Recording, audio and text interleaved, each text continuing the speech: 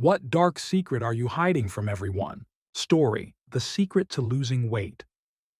Sally was always an example of a healthy lifestyle to her coworkers and friends. During the working day, she would bring containers of salads, buckwheat, and boiled chicken with her, and during breaks she would only drink water or green tea. Over the past year, her appearance had changed noticeably. She had lost weight and looked trim. Her colleagues praised her willpower and discipline, admiring her achievements in new forms. For them, she was a person to look up to, a symbol of the right approach to health and self-control. But that was only one aspect of her life.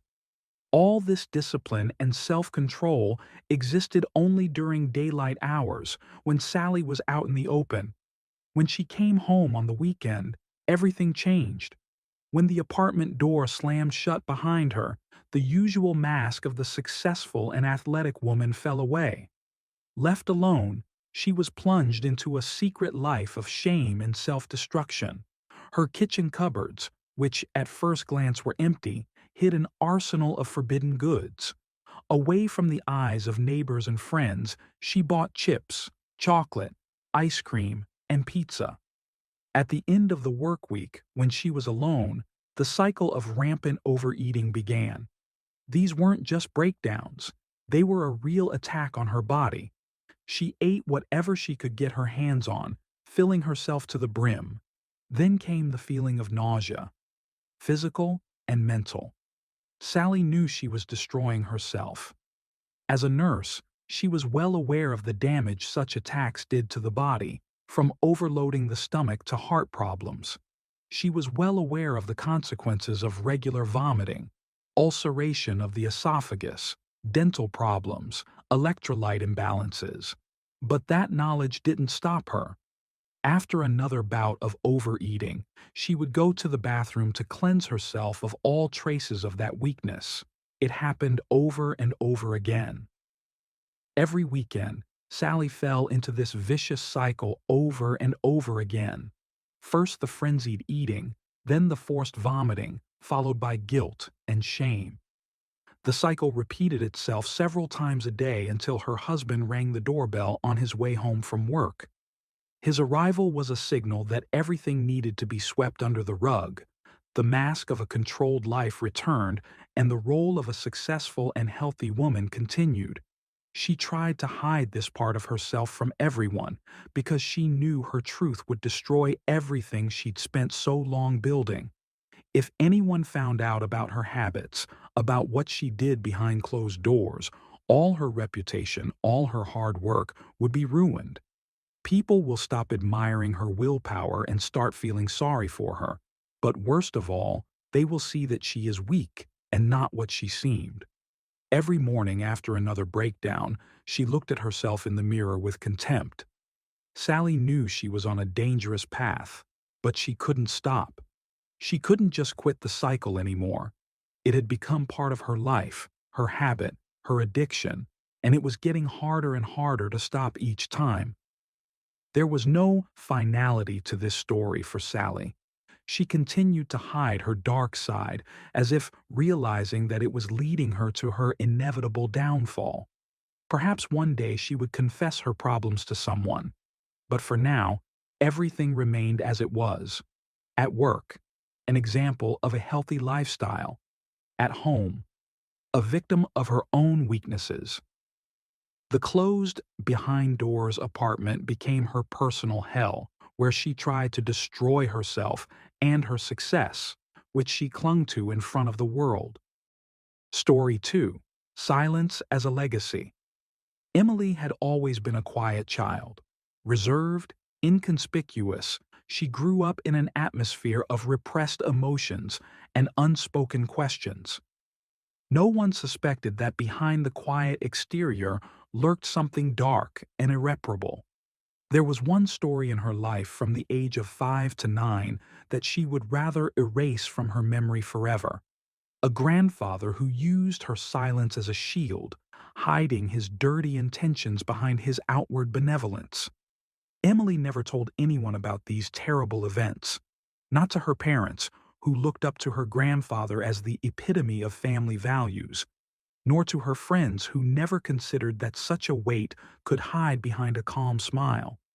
The only person she ever revealed the truth to was her psychologist, and even to him she spoke sparingly about the past, hiding the pain behind formal words. But once, under the influence of alcohol, she confessed it to her fiancé. They had just started dating then, and the alcohol had removed her defenses. He listened in silence, not knowing what to say. They never revisited the subject again. It was as if this conversation had never happened. Perhaps he'd forgotten, or maybe he just didn't want to touch that nasty wound. Time was passing. Grandmother, whom Emily had always thought of as the invisible watcher of their family, had died a few years ago. As it turned out, her inheritance was unusual. Emily was suddenly the owner of a precious diamond ring worth $30,000 and several other pieces of jewelry worth about $5,000. This gift from the past seemed like an accident, as if Grandma knew something more than she seemed to.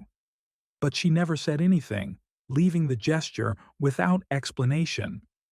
The relatives were puzzled. Why Emily? After all, there were other grandchildren with whom the grandmother seemed closer. The family speculated, discussed behind closed doors, but no one dared to ask directly. They certainly didn't and couldn't know the dark truth that connected her to this part of the family history. Emily remained silent. The ring lay in her jewelry box as a reminder of unspoken words, of the pain and injustice that had haunted her since childhood. Every time she looked at it, it seemed to her that it contained all the bitterness of what she had endured. But she couldn't get rid of it. The diamond was a symbol of her difficult past, of her unspoken pain, and of the compensation her grandmother might have tried to leave her, not knowing how else to help. She never told anyone why she got that inheritance, and she wasn't going to. She wondered if her grandmother knew what had been going on in her house all those years ago, or if it was just a random choice. But one thing was certain. That ring was the symbol of silence Emily had shackled herself with forever. She chose not to speak, and that silence became her shield, her heavy inheritance that would always be with her. Along with the expensive jewelry, Emily inherited not only the money, but all the pain she would never be able to let go of. Story 3. An attack of common sense. Jake has always had a knack for getting out of awkward situations. When he'd received the wedding invitation from his friends, he'd had a feeling it was going to be a disaster, and not just a mild annoyance, but something that would haunt him with memories of wasted time. The couple who were about to be married had already managed to quarrel at the pre-wedding dinner to the point where the guests felt superfluous at their own event. It all promised a memorable evening, but not in a good way. The wedding was to be held in Kentucky, in the height of summer. The heat was unbearable 38 degrees Celsius in the blazing sun. Jake was terrified of the cramped room, the air conditioners not working, the unbearably long toasts and fake smiles. He had to figure out a way to get away from this event. At first, he thought about the classic excuses like sick or urgent work, but it all sounded unconvincing. And then it hit him. On the day of the wedding, a few hours before leaving, he made a move. He faked a seizure. He needed to be convincing so that even those closest to him wouldn't guess the ruse. In the end, lying on the floor with his face twisted and his body thrashing, he played the role of the sufferer perfectly. The ambulance, of course, was not needed. It was enough to lie there, coming to his senses in about 10 minutes, and sigh guiltily that it was simply impossible to go to the wedding in such a state. No one doubted it. Jake was not only relieved of his presence but also received a portion of sympathy.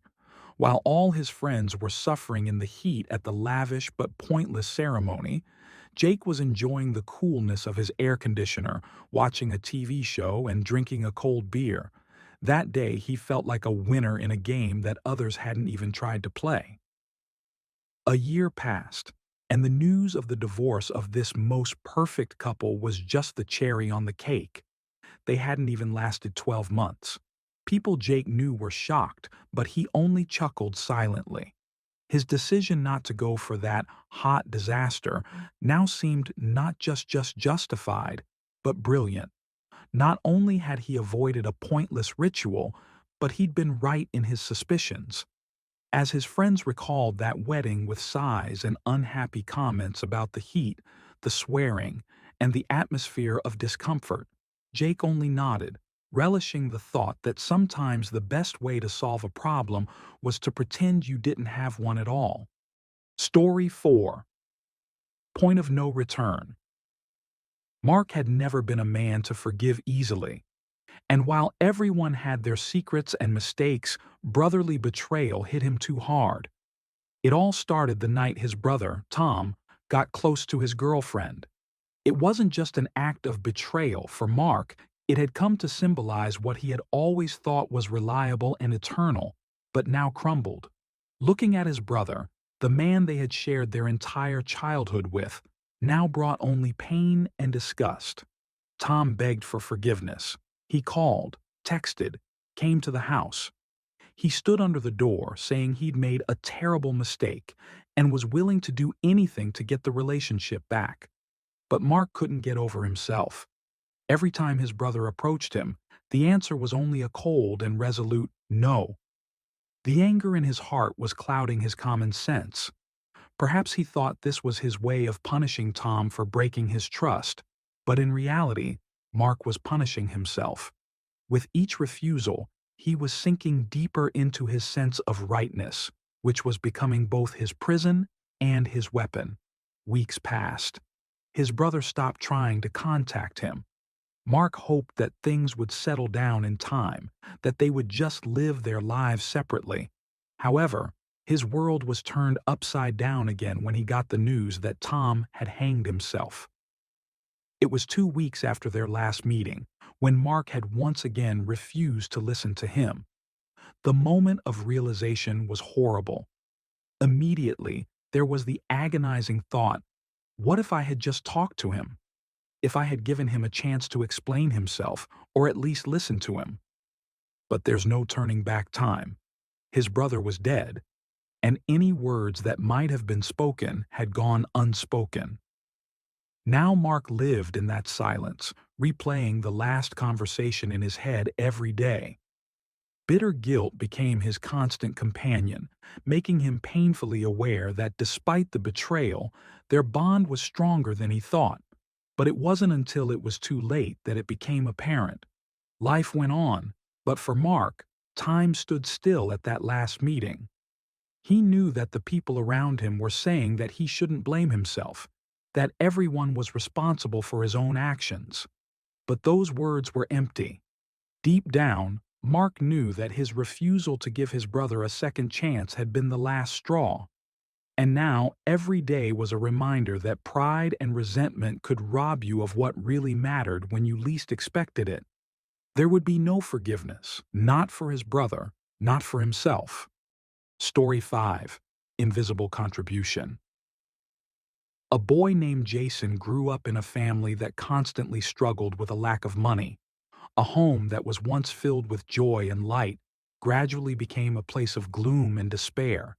His mother often cried at night thinking the children couldn't hear, and his father spent sleepless nights trying to make ends meet. Jason didn't understand the complexities of adulthood, but he knew one thing. Their family was going through hard times, and he had to do something. His childish mind didn't know how to earn money, but he realized there was another way to help, not to spend what he already had.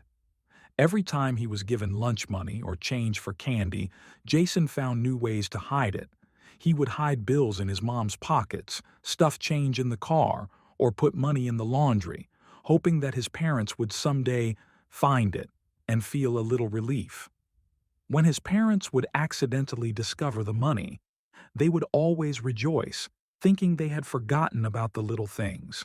At times like that, A genuine smile would appear on his mom and dad's faces, and that was more important to Jason than any toys or treats he could buy. He felt like the little savior of his family, even if they didn't know it. However, as time went on, the situation did not get better. The bills kept mounting, debts kept piling up, and the joyful moments of found money became increasingly rare. Jason continued his secret mission, even as he saw his parents sinking deeper and deeper into depression and despair. One day, his mother cried when she came across another accidental find, but not from joy, but from the realization that this random money was just a drop in the ocean of their problems. As the years passed, Jason realized that his childish attempts to help had been touching, but ultimately futile. The family was still struggling financially, and his small donations couldn't make a difference.